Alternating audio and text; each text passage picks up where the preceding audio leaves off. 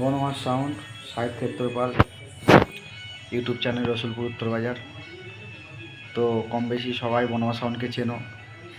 তো আজকে ভিডিওটা যে কারণে, সেটা হলো যে এখন তোমরা নিশ্চয়ই জেনে গেছো প্রত্যেকটা থানা থেকে অ্যালার্ট করে দিচ্ছে যে বাংলা বক্স চলবে না বা বাজাতে দেবে না। তো যাই হোক, সবাইকারই কম বেশি ভাড়া ধরা রয়েছে। হুগলি ডিস্ট্রিক্টে বলো, বর্ধমান ডিস্ট্রিক্ট বলো, যে কোনো ডিস্ট্রিক্টে ধরা রয়েছে। তো আমাদের বর্ধমান ডিস্ট্রিক্টে এখনও কোনো প্রেশার নেই যদিও। তো হুগলি ডিস্ট্রিক্ট আশা করি পুরোটাই হয়ে গেছে। জাঙ্গিপাড়া, হরিপাল, তারকেশ্বর, ধনিয়াখালী, ভান্ডাহাটি, আবার আমাদের পান্ডুয়াতেও এখন করে দিয়েছে যে পান্ডুয়া থানার অন্তত যতগুলো রয়েছে কেউ মাল বাড়াতে পারবে না। তো কারণটা কি আজও বুঝলাম না। যদিও আমাদের ইউনিয়ন রয়েছে, সেই ইউনিয়ন কী করছে এখনও জানি না। তো এইভাবে চলতে গেলে আমাদের ব্যবসাটা বন্ধ হয়ে যাবে। যাই হোক, যে কারণে ভিডিওটা করলাম। তো দশহরা পুজো বনমাস সাউন্ডকে অনেকেই ভাড়া করতে চেয়েছো। হ্যাঁ, তো তাদের আপাতত এখন আমি বলি, বঁইচিতে আমার ভাড়া ছিল সারগড়িয়া।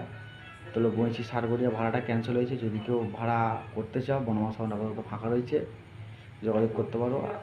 আজকে সকাল পর্যন্ত অনেক ফোন এসছে দশহরা পুজোর, কিন্তু আমার তো অনেকই ফোন ঢোকে, যার জন্য বুঝতে পারিনি কোনটা দশহরা পুজোর ভাড়ার জন্য নাম্বার। তাই বুঝতে পারিনি বলে তাই বলতে পারছি না। যদি কেউ করো, অবশ্যই বনমাস সাউন্ডকে যোগাযোগ করতে পারো, কোনো চাপ নেই। বনমাস সাউন্ড এই মুহূর্তে ফাঁকা। এবার ব্যাপারটা হয়ে গেল, আমার মতো অনেকেই ব্যবসাদার রয়েছে যাদের অনেকই ভাড়া ক্যান্সেল হচ্ছে। তো সবাইকেই বলি, ভাই আর পা হাত গুটিয়ে চুপচাপ বসে থাকলে হবে না। তো এটা একটা ব্যবস্থাপনা করতে হবে, নাহলে এরকম করতে গেলে আমাদের বাংলা সেটআপটা পুরোটাই জলে ভেসে যাবে। এবং যার জন্য পুলিশ প্রশাসন বলতে চাই যে 4D60, আর 4D60 নিয়ে তোমার নিজের সংসার চলবে না, এবং যে ছেলেরা বাড়াতে যাবে তাদের ঠিকঠাক হবে না।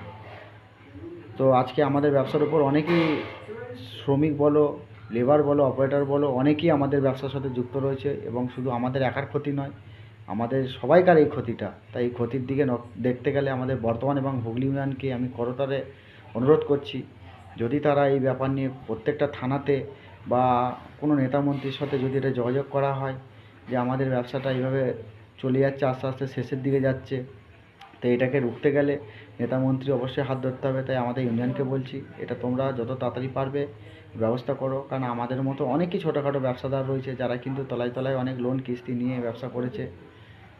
তাই বলছি, এই ব্যবসাটা এইভাবে শেষ হয়ে গেলে অনেক ব্যবসাদার কিন্তু নিজে থেকে শেষ হয়ে যাবে।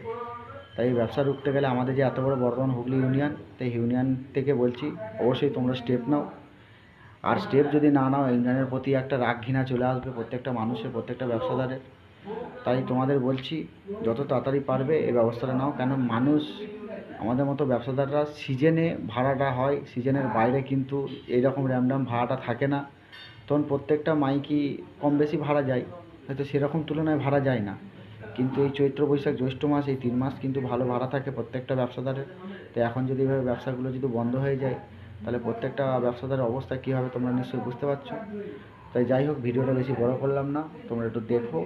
ইউনিয়নকে বলছি, বর্ধমান হুগলি দুই ইউনিয়নকেই বলছি, এই ব্যাপারটা নিয়ে একটু কড়া নির্দেশ দাও, যাতে প্রত্যেকটা থানাতে যাতে আমাদের মাল যাতে না তোলে এবং আমাদেরকে সুষ্ঠুভাবে যেন বাজাতে দেয়।